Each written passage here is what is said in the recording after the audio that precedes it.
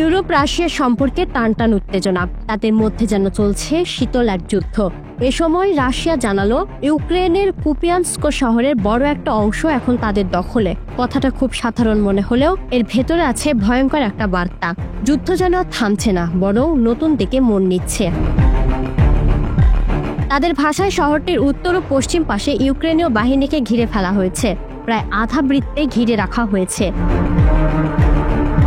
Russia দীর্ঘদিন ধরে Kupiansk দখলের চেষ্টা করছে, কারণ এই শহরটি দখল করতে পারলে পূর্বাঞ্চলের ডোনেস্কের দিকে অগ্রসর হওয়া সহজ হবে।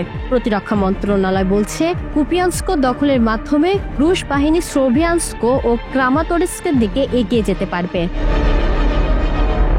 রাশিয়ার দাবি এবছর তারা ইউক্রেনের 4714 বর্গ কিলোমিটার এলাকা দখল করেছে।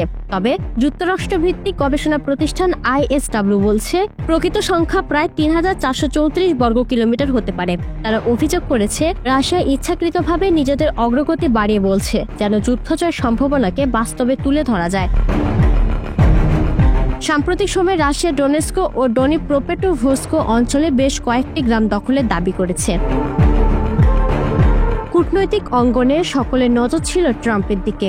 আগে তিনি ইউক্রেনকে সাহায্য করতে তেমন আগ্রহ না দেখালেও জাতিসংঘ অধিবেশনে এসে বললেন ইউক্রেনের প্রতিরক্ষা খুব শক্তিশালী, সময়, ধৈর্য ও ইউরোপের সহযোগিতা পেলে তারা যুদ্ধ জিততে পারবে।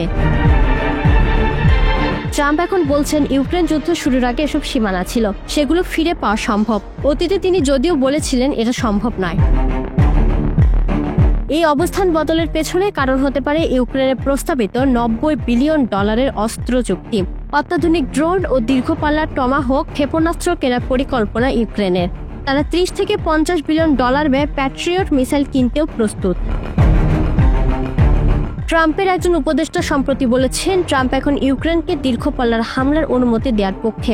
এতে রাশিয়া তীব্র প্রতিক্রিয়া দেখিয়েছে। ক্রেমলিন জানিয়েছে তারা খতিয়ে দেখছে এই হামলাগুলোতে যুক্তরাষ্ট্রের সরাসরি সহযোগিতা আছে কিনা। এদিকে রাশিয়ার একাধিক তেল শোধনাগারে ড্রোন হামলা চালিয়েছে ইউক্রেন, যার ফলে তেলের ঘাটতি তৈরি হয়েছে। রাশিয়ার দখলকৃত ক্রিমিয়ার গভর্নরও এই ঘাটতির কথা স্বীকার করেছেন। ন্যাটো দেশগুলোর আকাশ সীমা নিয়েও এখন উত্তেজনা বাড়ছে। লাটভিয়া, জার্মানি ও পোল্যান্ড বলছে রাশিয়ার যুদ্ধবিমান তাদের আকাশ সীমা লঙ্ঘন করেছে। ডেনমার্ক, লিথুয়ানিয়া আর ফিনল্যান্ডের সামরিক ঘাঁটির কাছেও ড্রোন দেখা গেছে। ট্রাম্পের কথায় পরিস্থিতি অনেক বেশি উত্তেজনাপূর্ণ হয়ে উঠেছে। যদি রাশিয়ার যুদ্ধবিমান ন্যাটোর আকাশে ঢুকে পড়ে তাহলে সেগুলো গুলি করে নামানো উচিত বলে তিনি জানিয়েছেন।